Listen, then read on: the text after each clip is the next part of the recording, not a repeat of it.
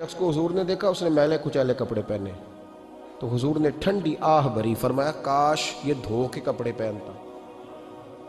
ایک شخص کو دیکھا بال بکھرے ہیں، کنگھی نہیں کی، تو حضور فرمانے لگے کاش یہ کنگھی کر لیتا۔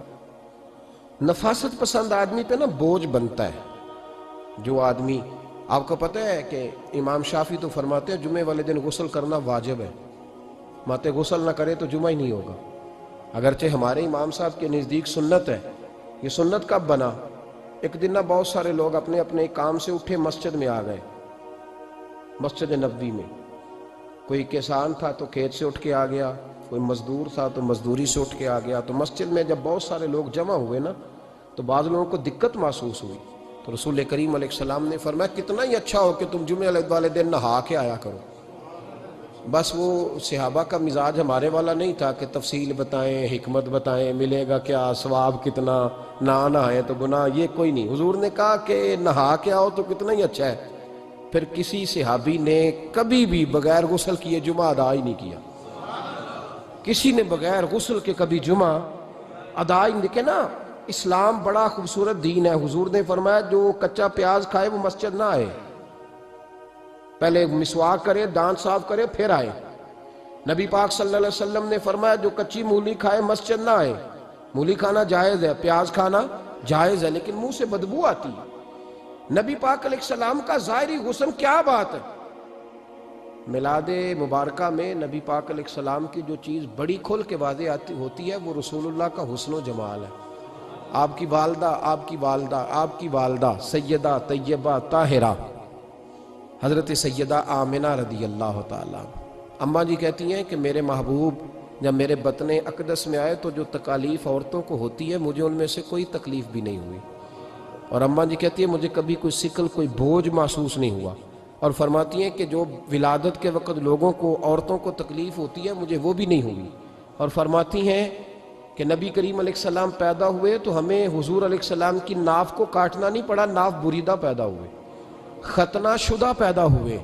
آپ کو پتہ ہے عورتیں غسل دیتی ہیں بچے کو پیدا ہونے کے بعد، لیکن میرے محبوب نے سجدہ ہی کر لیا پیدا ہوتے ہی، امتی امتی کہتے ہوئے پیدا ہوئے۔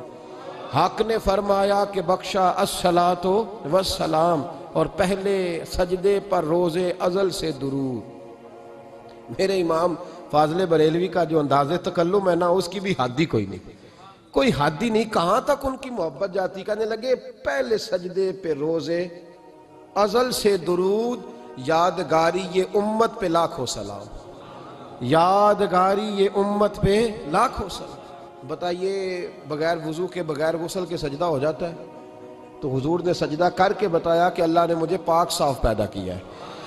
نبی پاک صلی اللہ علیہ وسلم کی والدہ نے جب یہ باتیں ارشاد فرمائیں تو لوگوں نے پوچھا ان سے کہ اماں جی پھر آپ ایک جملے میں بتائیں کہ ماجرا سارا کیا تھا، آخر ایک ولادت تو ہوئی نا، آپ کے وجود اطہر سے ایک بچہ تو نکلا، تو یہ کیا تھا؟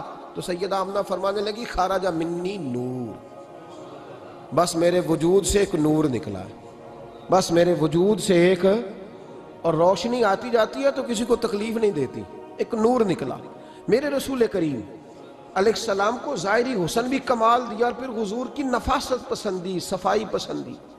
نبی پاک جب بات کرتے تھے نا تو حضور کے دانتوں سے نور نکلتا، اس کے باوجود حضور ہر وضو کے لیے مسواک کرتے۔ میں نے ہر نماز کے لیے نہیں کہا، میں اپنے لفظوں کا ذمہ دار ہوں۔ کس کے لیے بولیں آپ حضرات؟ ہر وضو کے لیے، یعنی اگر نبی پاک نے وضو نماز کے لیے کیا تب بھی مسواک کی، اور اگر قرآن شریف کی تلاوت کے لیے کیا تو پھر بھی مسواک کی، کسی اور موقع کے لیے وضو فرمایا تو پھر بھی مسواک کی۔ اور سیدہ عائشہ فرماتی ہے جب بھی حضور گھر سے نکلنے لگتے پہلے مسواک فرماتے، حالانکہ رسول پاک کے دندان اقدس تو نور والے تھے، ضرورت ہی نہیں تھی۔ ہماری تعلیم کے لیے نفاست پسندی۔ ایک بات میں نے شروع کرنی ہے پر آپ نے ناراض نہیں ہونا، پہلے وعدہ کر لیں، جڑے نہیں بولے انہوں نے کی ارادہ ہو جانا ہے، چلو ہو جائے، کوئی گل نہیں، خیر ہے، ہو جائیں آپ ناراض۔ نبی پاک نے بڑی مونچھیں نہیں پسند کی، حضور کو اچھی نہیں لگتی تھی۔ ایک بات پوچھتا ہوں آپ سے، یہ درد دل ہے میرا اور صرف سمجھانے کے لیے عرض کر رہا ہوں، کوئی تنقید نہیں، اللہ تعالیٰ مجھے نیت کا وضو عطا کرے۔ ایک بات بتانا، اگر بہو کھانا پکا کے لائے اور سالن سے بال نکل آئے تو پھر اس کا کیا حال ہوتا ہے؟ کئی تو بوڑھے پلیٹ اٹھا کے دیوار میں مارتے ہیں، ایسا ہی ہوتا ہے نا، یہ کیا ہے؟ اور اگر کبھی روٹی سے نکل آئے تو بیوی صاحبہ کا کیا حال ہوتا ہے؟ یہ کوئی طریقہ ہے کھانا پکانے کا؟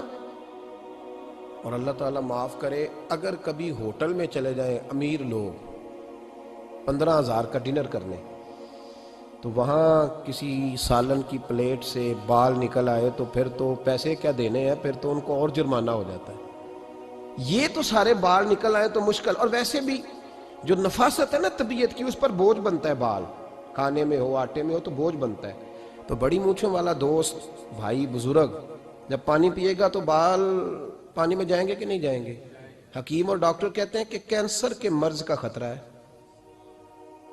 اب باقی بھی راضی نہ ہوں، حضور نے بڑی مونچھیں بھی پسند نہیں کی اور چھوٹی داڑھی بھی پسند نہیں کی۔ حضور نے فرمایا داڑھیاں بڑھاؤ، مونچھوں کو پست کرو، مشرکین کی مخالفت کرو۔ اور ایک مقام پہ رسول پاک علیہ السلام نے یہاں تک فرمایا کہ جو مونچھیں پست نہیں کرتا وہ ہم میں سے ہے ہی نہیں۔ اتنے سخت لفظ۔ ایک صحابی تھے، آپ یقین کریں نا، کئی دفعہ دوستوں کو کہنا پڑتا ہے، اور کئی دفعہ نا مجھے محسوس ہوتا ہے کہ یار ہم روز ہی کہتے ہیں، لیکن کہتے پتہ کیوں ہے؟ کہ بوجھ بنتا ہے وہ بندہ جو اس طرح کی تباہ کے ساتھ آتا ہے، جو حضور نے پسند نہیں کیا۔ ایک شخص نبی پاک کے سامنے آیا، قاضی عبدالدائم دائم صاحب نے لکھا ہے، بڑی خوبصورت بات لکھی ہے، کہنے لگے حضور کے سامنے وہ اکثر آیا کرتا تھا تو مونچھیں بڑی تھی، حالانکہ داڑھی بھی بڑی تھی، مونچھیں بھی بڑی تھی۔ 2-4 دفعہ حضور نے باتوں باتوں میں تات اللفظ سمجھایا۔ کچھ بندے نہیں سمجھتے، تات اللفظ سمجھاؤ یا بڑا کھول کھول کے سمجھاؤ، پر بات سمجھنے کو تیار نہیں ہوتے۔ پتہ نہیں کیا ایسا حسن ہے بھئی، جو حسن نبی پاک نے پسند نہیں کیا وہ کبھی حسن ہو سکتا ہے، کبھی خوبصورتی ہو سکتی ہے؟ وہ کسی کا ذاتی کلچر تو ہو سکتا ہے، پر دین کی تہذیب نہیں۔ نبی کریم علیہ السلام نے کئی دفعہ سمجھایا تو ان کی سمجھ میں بات نہ آئی۔ ایک دن وہ بیٹھے ہوئے تو حضور نے ایک صحابی سے فرمایا کینچی لاؤ۔ کہنے لگے میں سمجھ گیا کہ میرے ساتھ کچھ ہونے لگا ہے۔ ساتھ ہی حضور نے فرمایا ایک مسواک بھی لانا۔ کہنے لگے میں نے کہا بچت ہو گئی، میرے تو دانت صاف ہے۔ تو یہ شاید اس کی بات ہونے لگی ہے جس کے دانت بھی ٹھیک نہیں۔ دونوں چیزیں جب آ گئی نا تو حضور اٹھے، اور نبی پاک نے مسواک ان کے ہونٹوں پہ رکھی، اسی سے آبی کی ہونٹوں کے اوپر مسواک رکھ کے تو اوپر سے حضور نے مونچھیں کاٹ لی۔ فرمایا یہ نہ ایسا کرو، یہ چیز مجھے پسند نہیں ہے۔ حضور نے نفاست پسندی کو، اب تو اللہ تعالیٰ خیر کرے ملانگ آ گئے ہیں مارکیٹ میں، ملانگ درویشی فقیری، اور ان کے پاس رش بھی زیادہ ہے، ان کے درباروں پہ بھی رش زیادہ ہے۔ جی کہتے ہیں حضرت صاحب درویش آدمی ہے، بھئی روٹی تو پورے ٹائم پہ کھاتا ہے، مونچھیں کٹوانے میں ہی درویش ہو گیا ہے، نہ بال کٹواتا ہے نہ مونچھیں کٹواتا ہے۔ یہ گرو نانک کی تعلیمات ہیں، یہ نبی پاک کی تعلیم نہیں۔ وجود کا کوئی بال نہ کٹوانا یہ سکھوں کا طریقہ ہے، مسلمانوں کا یہ انداز، یہ کدھر کی فقیری ہے؟ دین کوئی غلاظتوں والا ہے معاذ اللہ، کہ بابا کپڑے نہیں بدلتا، بابا غسل نہیں کرتا، بابا بال نہیں کٹواتا، بابا ہے؟ پاگل ہے؟ قطعی طور پر کوئی فقیری نہیں، فقیری صرف وہ ہے جو میرے نبی نے